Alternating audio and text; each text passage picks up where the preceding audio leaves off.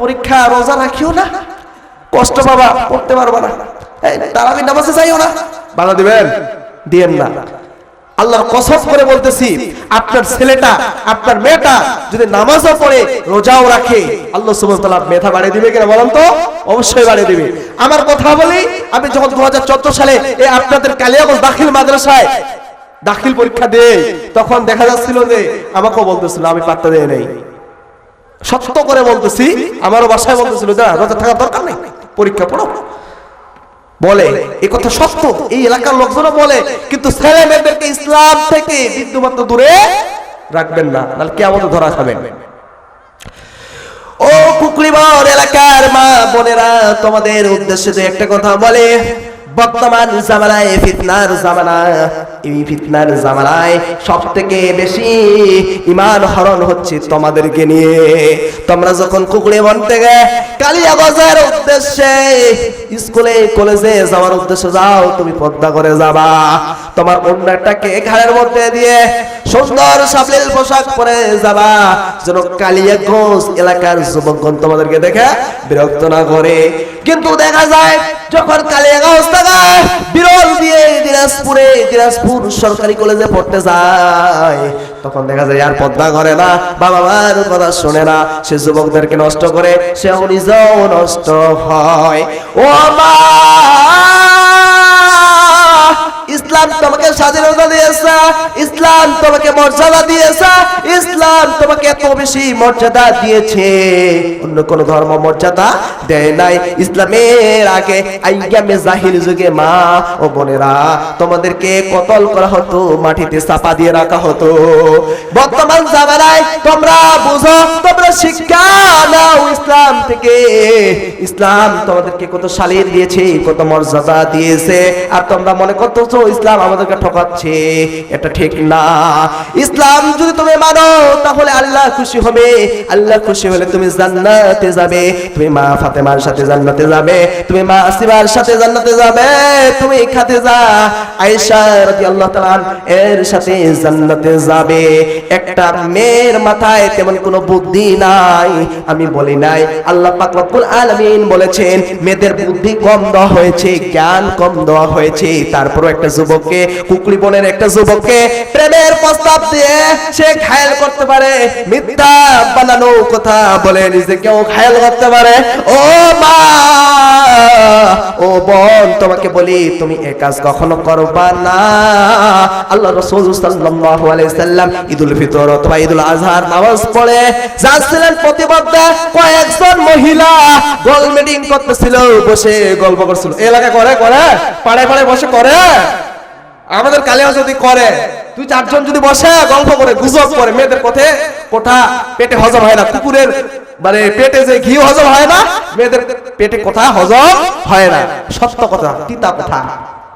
ও যুবক বন্ধুগণ, পর্দার আড়ালে মাগন শুনুন, আল্লাহ নবী সাল্লাল্লাহু আলাইহি সাল্লাম ওই মেয়েদেরকে উদ্দেশ্য করে বললেন, হে মেয়ে সকল, তোমরা অধিকাংশই জাহান্নামী। আল্লাহ নবী সাল্লাল্লাহু আলাইহি সাল্লামকে বললেন, ও গো আল্লাহর নবী, আমরা কি করেছি, আমাদের অপরাধ কি, আমরা কেন জাহান্নামী? বিশ্ব নবী সাল্লাল্লাহু আলাইহি সাল্লাম বলেন, তোমাদের বুদ্ধি কম, বিবেক কম, কি তারপরও তোমরা একটা পুরুষকে হার বানাতে পারো। মানে মিথ্যা যদি খালি নারী কেসে ফাঁসিতে চাজা, সারা জীবন জেল খাটতে হয়, এরকম ঘটনা আছে না? আছে। মেয়েরা কিন্তু ফোন দিয়ে আটে, পুরুষদেরকে সহজ সরল ভাবে ফোন দিয়ে আটে, কিন্তু এই এলাকার মেয়েরা, যুবতীরা, মা খালা চাচিরা এটা করে না। খুব ভালো না? ও মা মেয়েরা, তোমরা শোনো, বনি ইসরাইলের এক নারী ছিল, সে বুদ্ধিমতী ছিল, মুসা নবীর সাথে জান্নাতে যেতে চেয়েছিল। বলবো, মুসা নবীর সাথে জান্নাতে যেতে চেয়েছিল। আল্লাহ রাসূল সাল্লাল্লাহু আলাইহি সাল্লাম বর্ণনা করেন, আল্লাহ রাসূল সাল্লাল্লাহু আলাইহি ওয়াসাল্লাম সাহাবীদেরকে নিয়ে ভ্রমণে গেলেন। ভ্রমণে যাওয়ার পরে এক আরব বেদুইনের বাসায় গেলেন। বাসায় যাওয়ার পর মেহমান হলেন। আরবরা কি পছন্দ করতো মেহমানদারি করতে? কি করতে বলেন তো? মেহমানদারিতে। মক্কায় যারা যায় খেজুর দেয় না, জমজমের পানি দেয় না, এই দেখেন দেয়। আল্লাহ নবী সাল্লাল্লাহু আলাইহি ওয়াসাল্লাম বেদুইন যুবককে বলল, তুমি সুন্দর আপ্যায়ন করাইলা, সুন্দরভাবে আমাকে খাবার খাওয়াইলা, ও যুবক তুমি কি চাও?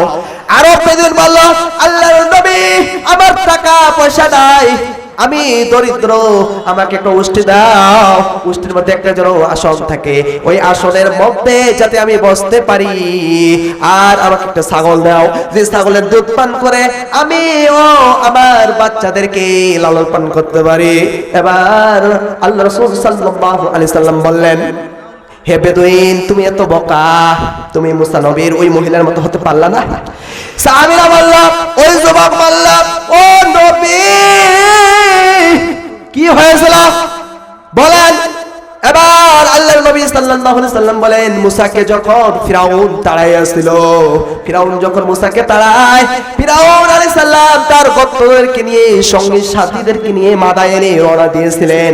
দেওয়ার পর পথিমধ্যে মুসা নবী সাল্লাল্লাহু আলাইহি সাল্লাম ও তার যারা লোক ছিল তার রাস্তা ভুলে গেছিল, তারা সামনে রাস্তার খুঁজে পায় না, সামনে বিভ্রান্ত হয়ে যায়, কুয়াশায় ঢেকে যায়। তারা এবার বলল, আমরা একটা বিহিত করতে হবে আমাদেরকে, না হলে এই সমস্যার সম্মুখীন থেকে আমরা রেহাই পাবো না।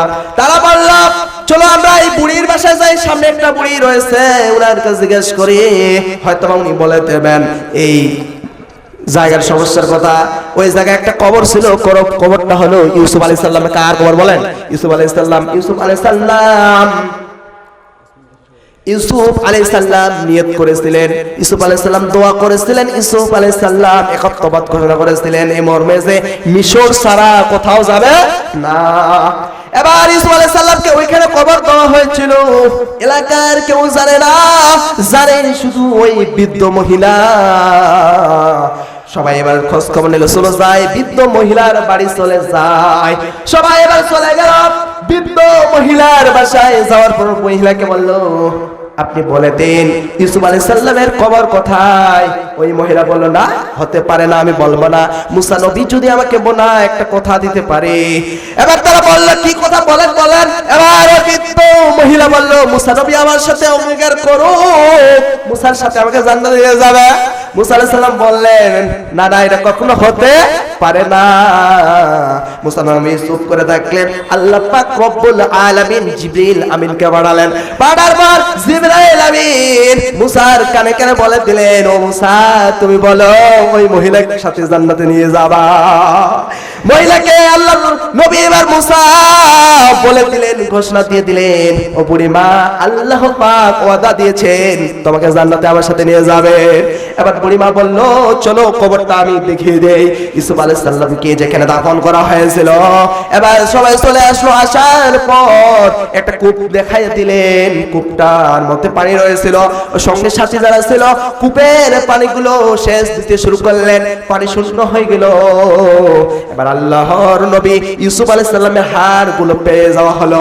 ইউসুফ আলাইহিস সালামের হাড়গুলো বস্তার মধ্যে বন্দী করা হলো। এবার ঘাড়ে নিয়ে তারা সামনে যাওয়া শুরু করলো।